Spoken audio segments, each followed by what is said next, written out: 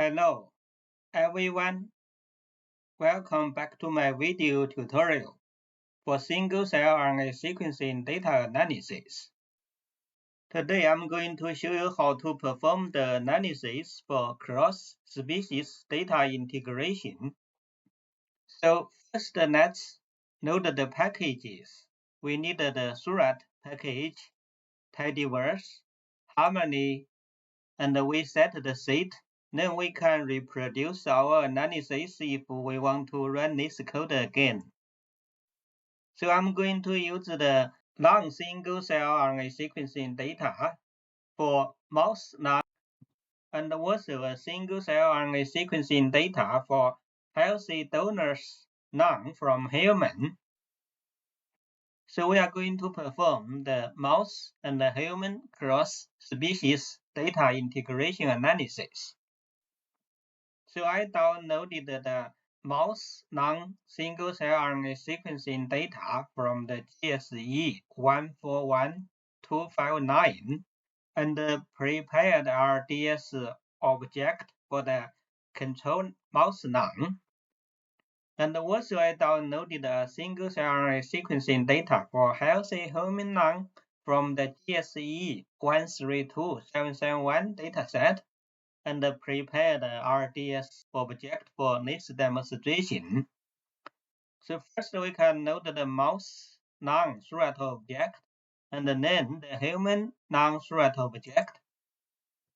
Because we are going to perform cross-species data integration, the format for the gene names in mouse is different from the human gene names. So I prepared a dataset for human and mouse gene orthologs. We can read this dataset in. Then we can click the dataset and have a look. You can see here we have 19,416 gene names. Let's click the dataset. You can see the first column is the human gene IDs. The second column is human gene names. And the third column is mouse gene ID, and the last column is mouse gene names. Let's have a look at the format difference for the human gene names and the mouse gene names. So you can see here for the 5S, 5AS RNA, they are the same. But for other genes, you can see in human, all the letters are capital letters, but in mouse gene names, only the first letter is capital letter. The rest letters are small cases. Because the small cases in mouse gene names, even the gene names are the same, but R will consider this gene as different names. So for cross-species data integration, we have to change the gene names into the same format. If you prefer use the human genes, we can keep all the letters as capital letters. If you prefer to use mouse gene names, you can keep the first letter as capital letters, the rest letters as small cases. So we loaded the dataset. Now we can start to perform the analysis. First, we can get the matrix data for the mouse lung and also the human lung. Let's get the mouse lung matrix data first. We can use the Surat function, get C data from the mouse lung Surat object. The matrix data slot is count. So let's get the mouse matrix data. And we can connect the mouse matrix data and have a look at the dataset. You can see here we have 23,400 genes and 8,408 cells in this dataset. Because we need to identify common genes between the mouse dataset and the human dataset to perform the data integration. So we need to keep the gene names in the mouse dataset, and those gene names should be found in the human mouse gene orthodox database. So we can use this code to find the gene names in the dataset that are presented in the human mouse gene orthodox dataset. If we run, and we can connect the mouse matrix data again, you can see now we only have 15,678 genes, but the cell numbers are the same. So we reduced the gene names for the analysis, but we kept the same number of cells. So next we can change the gene format to have the same gene names for both mouse dataset and human dataset. In this demonstration, I'm going to change the mouse gene names to human orthodox. That means we are going to use all capital letters for the data integration. So to do so, we need to match the mouse gene names from the dataset to the human mouse gene orthodox dataset for the mouse gene names. Let's match the gene first. So you can see it shows the position for each gene in the dataset. In the dataset, we also have the human genes. Then we can convert the mouse gene names to human genes. Let's run. So the converted gene names should be human gene names. Now we can set the converted gene names as row names for the mouse matrix data. You know, in the matrix data, the row names are gene names and the column names are cell barcode. So before we change it, we can have a look at the gene names for the mouse matrix dataset. It is in the dim names. You can see here the first 9. You can see now it is the format for the mouse gene names. We have the small cases in the gene names. So let's set the gene names as converted gene names if we run. And let's have a look at the mouse matrix data now. And in the dim names, you can see now for the gene names, let's run to see all the gene names. You can see now all of them are the capital letters now. So we change the mouse gene names into capital letters. So they are the same format as the human dataset. Then we can perform data integration. So we got the matrix data for the mouse dataset and also converted the gene names as capital letters. Now we can get the matrix data from the human dataset. Let's run. Because we changed the gene names for the mouse dataset as capital letters, so now we can use the intersect function to find the common gene names between the mouse matrix data and the human matrix data. So before we perform the intersect function, we can have a look at the human matrix dataset. You can see here we have 33,694 genes and 12,028 cells in the human dataset. And we know already we have 15,678 gene names in the mouse dataset. If we perform the intersect function, then we can identify the common genes between both datasets. You can see now we only have 14,729 genes that are presented in both datasets. So we are going to use the common genes to perform the downstream data integration. So we can subset the gene names for the mouse dataset to keep the common genes. We will do the same for the human dataset.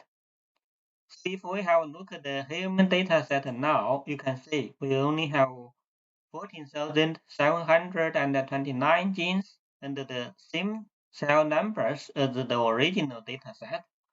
For the mouse dataset, you can see also it has 14,729 genes, and we didn't change the cell numbers. So now we prepare the matrix data for mouse dataset and also human gene dataset, and we only kept the common gene names for downstream analysis. So in next step of analysis, we can create the threat object. First, we can use the mouse matrix data as a count to create the mouse non-threat object. Let's run. Then we can create a column as a species for the mouse dataset to label this dataset as a mouse. Let's run. And we can have a look at the metadata. Now for the mouse dataset, you can see the row names are cell barcodes. The first column is the origin ident for the dataset. We have the uncount RNA and features RNA. We also created a column as species and labeled all the cells as mouse. So next we can create the human dataset and also create a column as a species and label all the cells as a human, and we can have a look at the data now.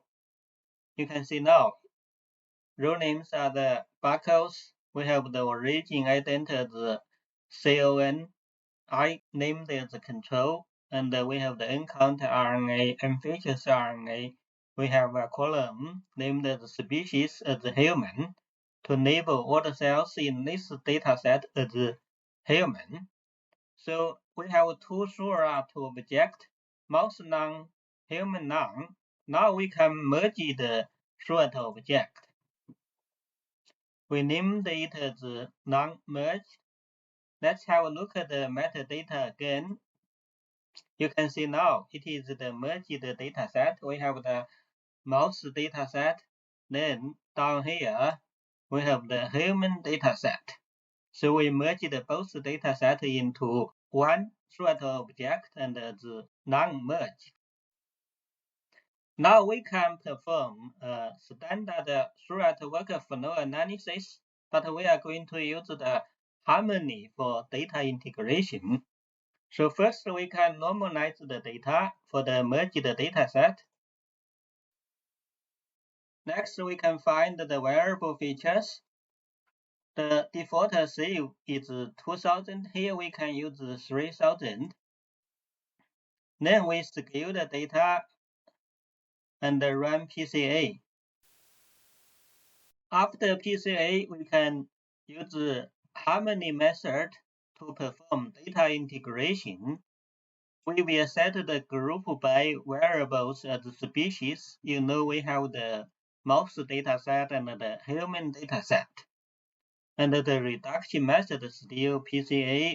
We can use the names as 1 to 30. Let's run Harmony to perform the data integration.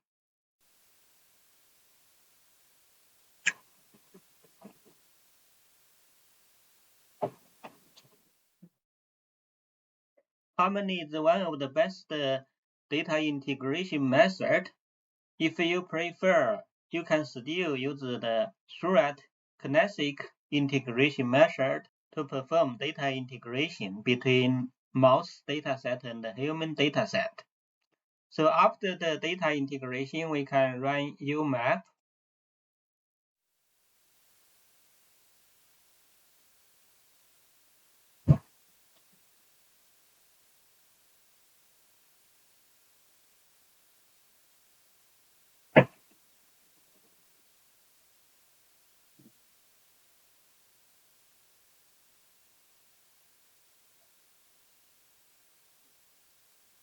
After UMAP, we can find the neighbors.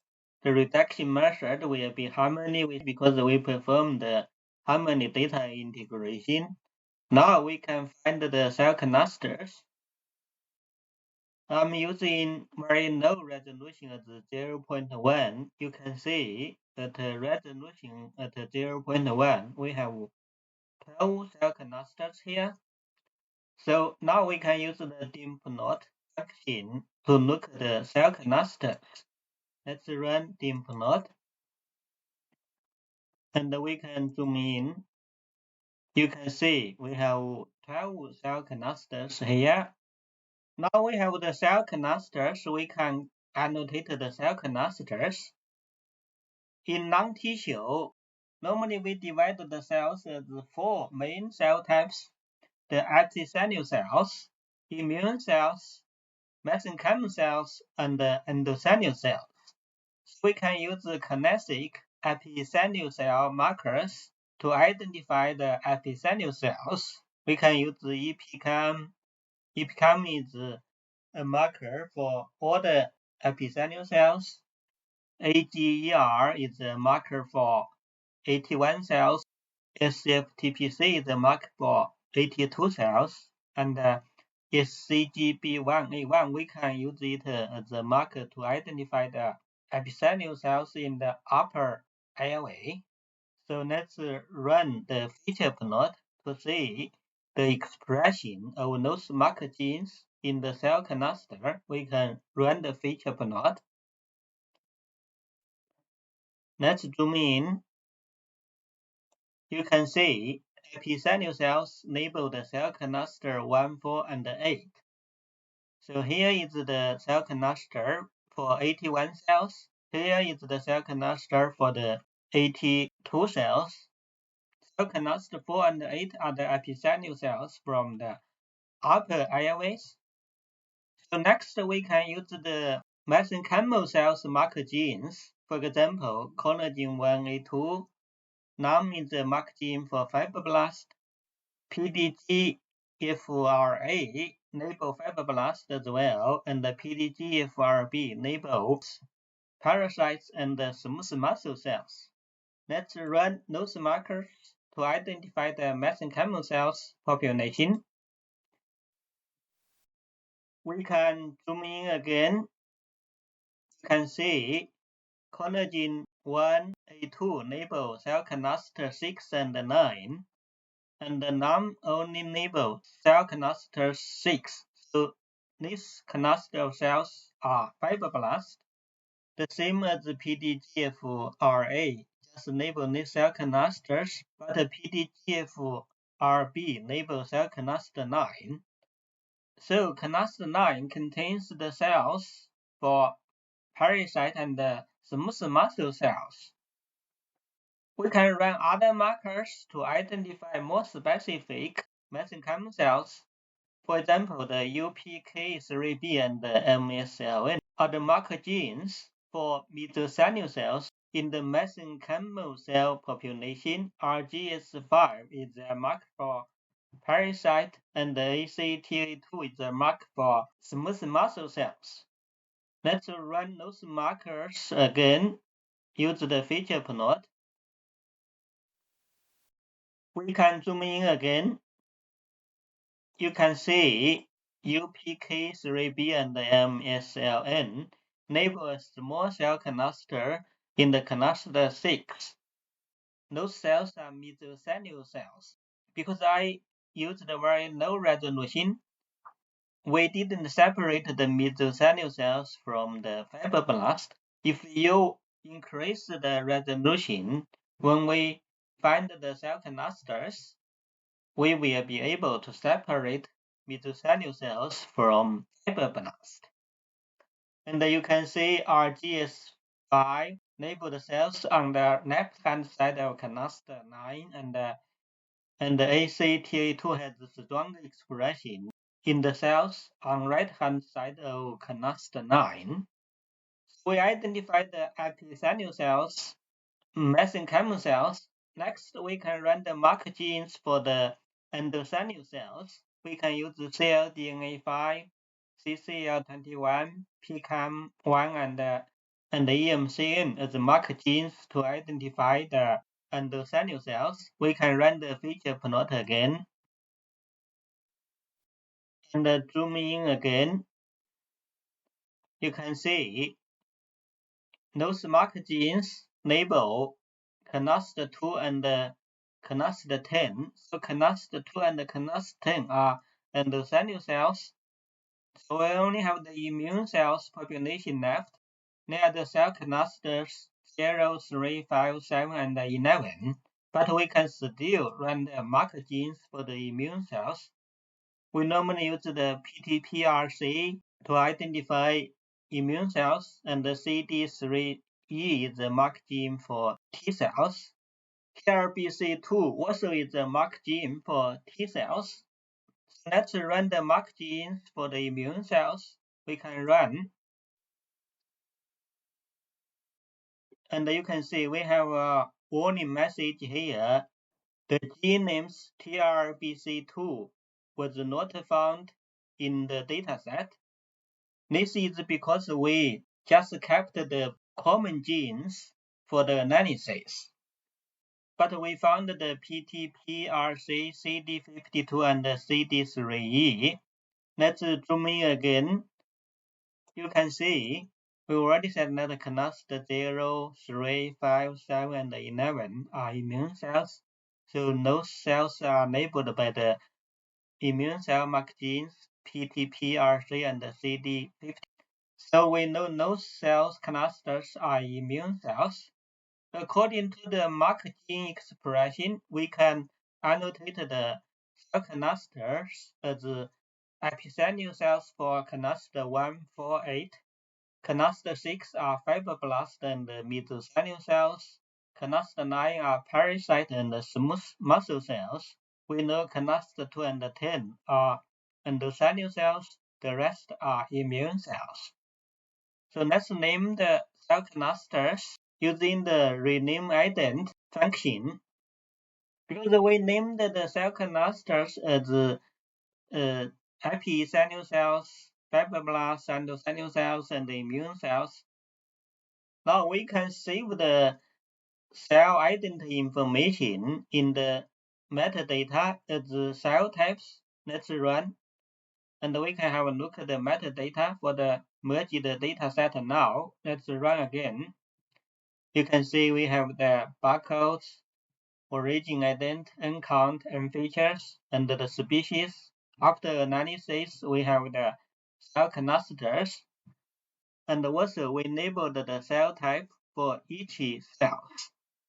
So let's use the dimplot function to look at the cell cluster again, because we labeled the cell clusters. Let's zoom in again. You can see now we label the cell clusters as epithelial cells, immune cells, endothelial cells, parasite and smooth muscle cells, fibroblast and mesothelial cells. So we performed the cross-species data integration, and also we annotated the cell clusters. Now we can visualize the cells by species. We can use the group by function as a species. We run again.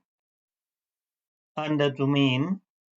You can see we integrated the human non-single cell RNA sequencing dataset with the mouse single cell RNA sequencing dataset. You can see the different cell population match to each other very well after the harmony integration. But some cell types, for example, the epithelial cells population here have more cell numbers in the mouse dataset. This is because the sample connection, the mouse dataset connect the whole mouse lung, but the human dataset only connect the small pieces lung tissue for the analysis. We use the group by function to see the cell clusters. We can also use the split by function as a species to see the cell clusters. Let's run. And zoom in again. You can see on the left-hand side are the cell clusters from the human lung, and on the right-hand side are the cell clusters from the mouse lung. From the cell clusters localization, you can see we perform very good cross-species data integration. The difference between both datasets are the cell clusters from the upper airway cell clusters, because in the mouse lung, we have more tissue from the upper airway, but in the human lung, the tissue is largely come from the distal airway. So we performed the cross-species data integration and also labeled the cell clusters. But probably you realize when we use the mark genes to identify the cell clusters, we couldn't find the TRBC2 gene. This is because we only use the common genes to perform the analysis. So in the analysis, maybe some gene information is missing, and those gene names are very important for you.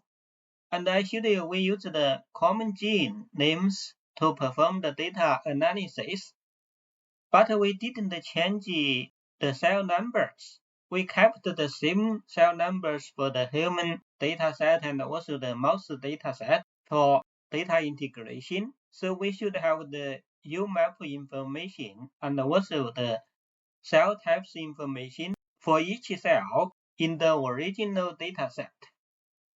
Then we can get the UMAP information and also the cell type information and save it into the original dataset. In this way, we can study all the gene expression patterns in the original dataset. So I'm going to use the human dataset as an example to do the demonstration. You can also try the same way to get the UMAP and the cell type information for the original mouse dataset. So let's get the human matrix data again from the human lung threat object. Let's get the human matrix data, use the getC data function. Then we can use the count as human matrix to create a threat object to contain full gene names for the human dataset. Let's create the threat object. We can have a look at this threat object. You can see we have 33,694 genes, 12,028 cells. So this dataset contains all the information from the sequencing dataset. So now we can get the UMAP and the cell type information from the integrated dataset. Because the integrated dataset has both mouse cells and human cells, we can split the object by the species. Let's split it. So you can see we have a non-merged large list here. If we click it, you can see we split the mouse dataset and the human dataset. Now we can get the human dataset as the individual threat object. If you want to use the mouse, you can also get the mouse dataset as an individual dataset. So let's get the human dataset. If we run, you can see we have a human threat object. We have 12,028 cells, but we only have 14,729 genes. Those genes are the common genes between the mouse and the human dataset. Because we have the same cell numbers, we can get the UMAP information for each cell, and also we can get the cell type information from each cell. So we can have a look at the metadata for the individual analyzed dataset. Here we use the human as an example. Let's run. So you can see now that in the species, we only have the human cells, and we have the cell types as well for the cell clusters. So now we can use the DIMP-NOT to have a look at the cell types in the analyzed human dataset. If we zoom in, you can see we get the individual dataset for the human dataset. You can see the cell clusters look exactly the same as the integrated dataset. So now we can get the UMAP information and set it for the cells in the full dataset. Let's run. And if we have a look at the metadata for the full dataset, you can see now we don't have any cell type information. So we can get the cell type information from the analyzed human data and set it as the cell type information for the full dataset. Let's run. And we can have a look at the metadata for the full dataset again. You can see now we have the cell type information for each cells for the full dataset.